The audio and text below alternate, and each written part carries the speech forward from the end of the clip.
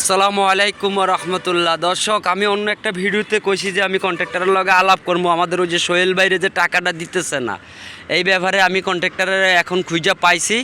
আমি কন্ট্রাক্টরের দুইটা চারটা কথা আপনাদের সামনেই আমি জিজ্ঞাসা করব, কন্ট্রাক্টরে কী উত্তরটা দেয় এটা আপনারা বুঝতে পারবেন। এই যে হলো যে আমাদের সোহেল ভাই রড বাঁধতেছে, এই সোহেলের টাকাই ঠিক মতন দিতেছে না। শুধু সোহেলের অভিযোগ না, কিন্তু আরও মানুষের অভিযোগ আছে। দর্শক, এই যে কন্ট্রাক্টর, আমি এখানে যখন কথা বলার চেষ্টা করছি কিন্তু কন্ট্রাক্টর এইদিকে চইলা গেছে। ওই দেখেন, ওই দেখেন, জিজ্ঞাসা করছি আমি কন্ট্রাক্টরের, ভাই একটু উপরে ওঠেন না ভাই। আমি পারতেছি না তো, হ্যাঁ পারলে তো দিতে, আমি তো পারতেছি, আমার কই সে পরিস্থিতি বেশি খারাপ।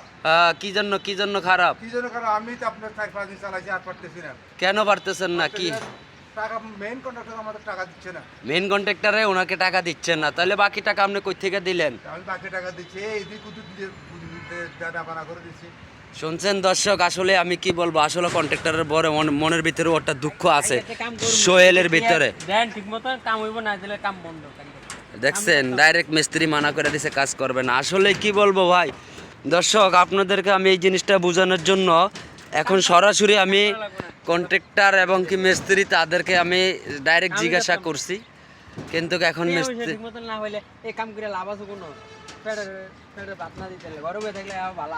এই যে রহিম ভাই কোনো কথা বলতেছে না। আসলে ও ও কিন্তু একদম শর্মিষ্ঠা মানুষ, ও কিন্তু সবার সামনে কিছু প্রকাশ করে না, কেননা ওনার কাছে খুবই শরম লাগতেছে। এই কারণে আসলে মুখে হাসি কিন্তু মনের ভিতরে ব্যথা আছে তার, এই কারণে কেউ বসতেও দেয় না। দেখেন, এরকম মানুষ আসলে কয়টা পাওয়া যায়, খুঁজে আপনারা মনে হয় 7-এর ভিতরে 10টাও পাইবেন না।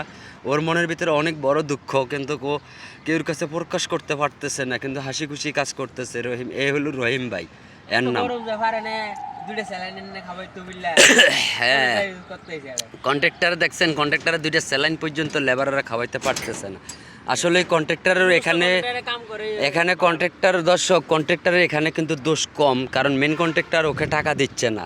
তারপরেও কন্ট্রাক্টরে এই দিক ওদিক ঘুরিয়া গাড়িয়া মানুষের কাছ থেকে টাকা আনতেছে। আসলে আমি কি বলবো ভাই, যারা টাকা পয়সা লেনদেন করেন, এই কাজের দায়িত্ব নেন এবং বড় যারা মেন কন্ট্রাক্টর আছেন, অনুরোধ করে কই আমি, আপনারা লেবার মিস্ত্রিরা আপনারা টাকাটা পরিশোধ করে দেওয়ার চেষ্টা করবেন, কেননা এরা খুব ঘাম ঝরা পয়সা দিয়ে আমি ভালোভাবে চলতে পারতেছি, যারা কন্ট্রাক্টারি করেন তারা সুন্দরভাবে চলতে পারতেছি, এদের পয়সা দিয়ে আমরা চলি। সন্ধ্যা হইলে আপনারা টাকা নিয়ে এইরকম চিনিবিনি করেন, একজনের দোষ দিতেছেন, আসলে কিন্তু এটা ঠিক না। যাও, কন্ট্রাক্টরের মনের কষ্টটাও আমি বুঝতে পারছি, কারণ তার ঠিক মতন আজকে 10 দিনের ভিতরে কোনো টাকা পাইতেছে না, মাত্র 5 দিন টাকা পাইছে, আর টাকাগুলো কই থেকে আনছে, ও হালত করে অন্য টাকা দিছে।